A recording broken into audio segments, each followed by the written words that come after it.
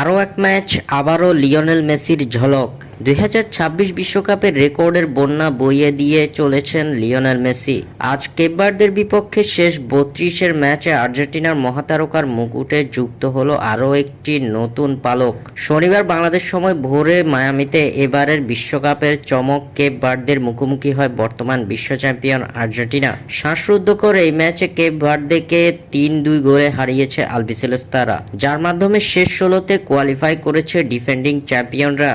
Cape ভার্দের বিপক্ষে প্রথমার্ধ শেষে অভিজ্ঞ ফরোয়ার্ড লিওনেল মেসির গোলে এগিয়ে যায় আর্জেন্টিনা।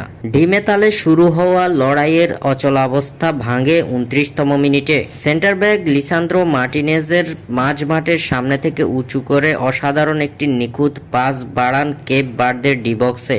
বল মাটিতে পড়ার সঙ্গে সঙ্গেই আলতো ও চোখ ধাঁধানো স্পর্শে বল নিয়ন্ত্রণে নেন মেসি।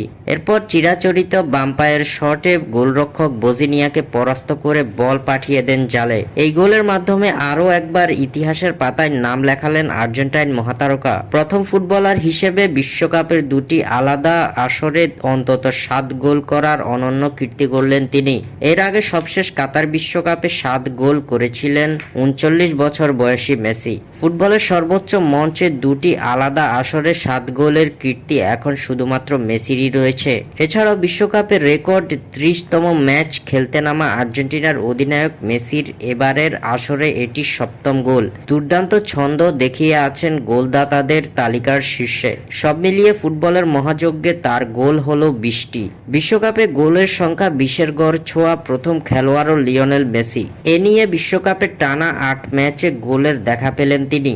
যে যাত্রা শুরু হয়েছিল 2022 সালের আসরের শেষ 16 থেকে। স্বাক্ষর থেকে সাদবিন ইসলাম।